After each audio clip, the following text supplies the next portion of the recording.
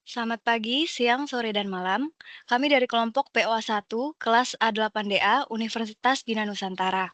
Pada kesempatan kali ini, kami akan mempresentasikan hasil dari praktikum term project untuk mata kuliah Production and Operation Analysis dengan studi kasus La Familia Bike, khususnya untuk produk Yellow Bike. Sebelum masuk ke pembahasan utama, izinkan saya memperkenalkan anggota kelompok kami. Pertama ada saya sendiri, yaitu Amelia Hane Utarina, rekan saya Atina Rizky Salsabila, Benediktus Bagas Adityo, Miracle Christine Kirojan, dan Yoga Erlangga Dinal Fauzi. Latar belakang penelitian ini berawal dari peningkatan permintaan sepeda La Familia Bike dari tahun 2019 hingga 2021. Peningkatan ini menuntun sistem perencanaan produksi yang terukur agar perusahaan dapat memenuhi kebutuhan pasar tanpa kelebihan atau kekurangan stok. Tujuan utama praktikum ini untuk menyusun perencanaan produksi terintegrasi melalui beberapa tahap, yaitu forecasting, aggregate planning, assembly process, MPS, MRP, lot sizing, inventory control, dan scheduling untuk memastikan keseimbangan antara kapasitas, biaya, serta ketepatan waktu produksi. Tahap pertama adalah forecasting atau peramalan, yaitu proses memperkirakan permintaan produk di masa depan berdasarkan data historis penjualan. Data praktikum ini, kami menggunakan 4 metode, yaitu moving average, Holtz methods, Winters method, dan time series decomposition atau TSD. Data yang kami olah berasal dari penjualan tahunan sepeda periode 2019 hingga 2021. Data hasil pengujian menggunakan indikator akurasi seperti MAPE, MAD, dan MSE. Metode TSD menunjukkan hasil terbaik dengan nilai MAPE sebesar 1,18%, yang berarti tingkat kesalahan sangat kecil. Oleh karena itu, kami menetapkan metode TSD sebagai dasar forecasting atau peramalan. Selanjutnya akan dijelaskan oleh rekan saya, Atina. Selanjutnya, aggregate planning. Setelah mendapatkan hasil forecasting, tahap berikutnya adalah aggregate planning atau perencanaan agregat. Tahap ini berfungsi untuk menjembatani antara rencana jangka panjang perusahaan dengan kegiatan operasional jangka pendek, dengan tujuan menentukan strategi produksi yang efisien dari sisi kapasitas, tenaga kerja, dan biaya. Data yang digunakan mencakup kapasitas kerja, jumlah tenaga kerja, biaya produksi, dan permintaan bulanan selama tahun 2022 seperti terlihat pada tabel. Kami membandingkan 4 metode, yaitu Zero Inventory Plan atau ZIP, Constant Work Phase Plan, Overtime dan Lost Sales, dan Overtime Subcontract.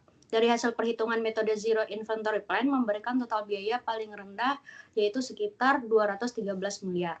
Karena itu, kami merekomendasikan penerapan Zero Inventory Plan untuk menjaga keseimbangan kapasitas dan meminimalkan biaya penyimpanan. Selanjutnya akan dijelaskan oleh teman saya. Selanjutnya, pada tahap ini kami memasuki proses assembly, proses, dan master production scheduling atau MPS. Assembly proses merupakan tahapan penyusunan dan penggabungan berbagai komponen menjadi satu produk sepeda utuh. Data yang diolah mencakup daftar komponen, jumlah kebutuhan tiap item, serta urutan perakitannya yang tersusun dalam list assembly. Sedangkan pada bagian MPS, data yang digunakan meliputi jadwal produksi bulanan tahun 2022, lead time, lot size, on-hand inventory, serta safety stock sebesar 8.750 unit. Tahap berikutnya adalah penyusunan 3 dokumen utama, yaitu assembly chart, product structure, dan bill of material. Assembly chart menggambarkan urutan proses perakitan setiap komponen. Lalu product structure yaitu memperlihatkan hubungan hierarki antar komponen. Sedangkan bill of material menjelaskan rincian jumlah bahan dan bagian yang dibutuhkan untuk satu unit sepeda. Selanjutnya yaitu menghitung master production schedule.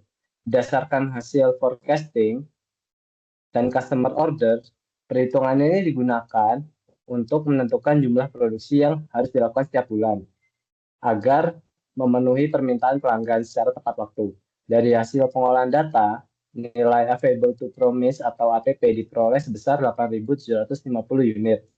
Artinya, perusahaan masih memiliki kapasitas tambahan untuk menerima pesanan baru di luar rencana awal, tanpa mengganggu jadwal produksi yang sudah disusun.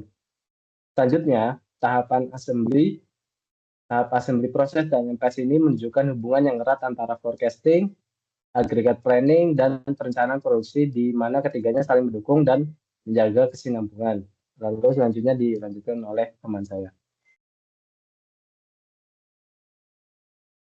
Setelah tahap MPS, kami melanjutkan ke Material Requirement Planning atau MRP. MRP adalah sistem perencanaan kebutuhan material yang berfungsi memastikan bahan baku tersedia tepat waktu dan dalam jumlah yang sesuai agar produksi berjalan tanpa hambatan. Data yang digunakan pada tahap ini berasal dari struktur Bill of Material atau BOM serta hasil jadwal dari MPS. Setiap komponen memiliki data lengkap seperti on-hand stock, safety stock, lead time, dan lot size yang menjadi dasar perhitungan kebutuhan material. Sistem ini membantu perusahaan menentukan kapan dan berapa banyak material yang harus dipesan agar setiap sub-assembly yang tersedia sesuai urutan proses produksi.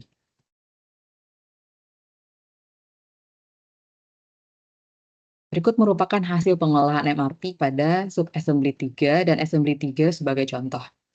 Pada sub-assembly 3 diperoleh gross requirement sebesar 75.804 unit dan net requirement sebesar 75.768 unit. Sedangkan pada assembly 3 diperoleh gross requirement sebesar 48.379 unit. Nilai plant order receipt dan plant order release menunjukkan jadwal pemesanan material yang harus dilakukan setiap periode agar stok selalu mencukupi. Dari hasil ini dapat disimpulkan bahwa penerapan MRP efektif dalam mengatur ketersediaan bahan baku secara tepat waktu dan mendukung kelancaran proses produksi di La Familia baik. Tahap selanjutnya adalah lot sizing, yaitu proses untuk menentukan ukuran pemesanan yang paling ekonomis agar tercapai keseimbangan antara setup cost dan holding cost. Kami menggunakan 4 metode perhitungan, yaitu Silvermill Heuristic, List Unit Cost, Per Period Balancing, dan Wagner-Wittin Algorithm. Data yang diolah pada tahap ini mencakup komponen seperti tire dan hub dengan parameter permintaan per periode, biaya pemesanan, dan biaya penyimpanan. Hasil perbandingan menunjukkan bahwa metode PPB menghasilkan keputusan paling efisien karena mampu menyeimbangkan biaya secara optimal. Berdasarkan hasil pengolahan, metode part period balancing dipilih sebagai metode terbaik karena selaras dengan kebijakan zero inventory plan perusahaan. Total biaya produksi yang dikeluarkan perusahaan mencapai 213 miliar rupiah dengan expected profit sebesar 2,25 triliun rupiah. Dan total penjualan mencapai 2,46 triliun rupiah. Hasil ini menunjukkan bahwa sistem perencanaan produksi berbasis PPB mampu meminimalkan data tanpa mengorbankan kapasitas produksi sekaligus mendukung efisiensi dan profitabilitas jangka panjang bagi La Familia baik. Selanjutnya akan dilanjutkan oleh rekan saya. Selanjutnya, inventory control dan scheduling. Pada tahap ini, kami menerapkan sistem Kanban untuk mengontrol persediaan dengan permintaan yang deterministik menggunakan pendekatan just in time. Tujuannya adalah memastikan ketersediaan material selalu tepat jumlah dan waktu, tanpa menimbulkan kelebihan stok. Berdasarkan hasil perhitungan, salah satu contoh yaitu pada komponen basket dibutuhkan 505 kartu Kanban dengan kapasitas 25 unit per kartu dan maksimum inventory sebesar 12.609 unit. Hasil ini menunjukkan bahwa sistem Kanban efektif dalam menjaga efisiensi penyimpanan sekaligus memastikan kelancaran aliran material antar work center. Lalu tahap scheduling dilakukan menggunakan Campbell, Dudek, and Smith CDS algorithm untuk menentukan urutan kerja mesin paling efisien. Data yang digunakan mencakup 5 pekerjaan utama: hydraulic hose, caliper mount bolt, breaker pads, calipers, and rotor. Dari hasil penjadwalan, urutan kerja optimal menghasilkan waktu menganggur hanya 20 menit dengan waktu penyelesaian satu komponen sekitar 38 menit. Hasil ini membuktikan bahwa CDS algoritma mampu meminimalkan market span dan meningkatkan utilisasi mesin dalam sistem produksi flow shop. Lalu, berdasarkan hasil analisis, kemampuan produksi La Familia capabilities, perusahaan mampu memproduksi rata-rata 15 unit city bike per hari dalam 8 jam kerja efektif. Meskipun sistem produksi sudah efisien, kapasitas aktual per bulan yang berkisar 300 hingga 330 unit masih belum mampu memenuhi kebutuhan safety stock MRP sebesar 8.750 unit. Oleh karena itu, perlu dilakukan peningkatan kapasitas produksi seperti melalui penambahan shift, optimasi waktu idle, atau pengaturan ulang alur kerja. Secara keseluruhan, tahap ini menunjukkan bahwa kombinasi sistem Kanban dan CDS schedule mampu meningkatkan efisiensi operasional dan sinkronisasi antar proses produksi di La Familia Bike. Selanjutnya dijelaskan oleh teman saya.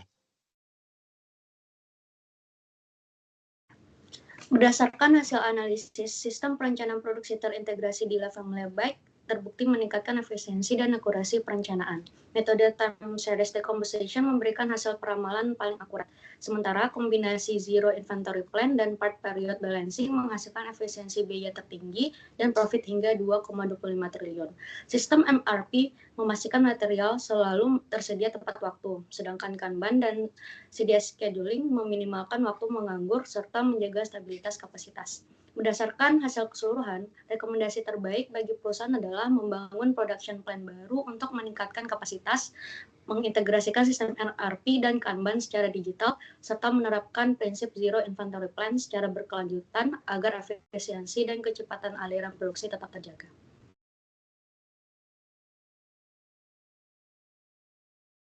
Demikian hasil presentasi kelompok kami tentang perencanaan dan pengendalian produksi di La Familia Bike. Terima kasih atas perhatian dan waktunya. Selamat pagi, siang, sore, dan malam.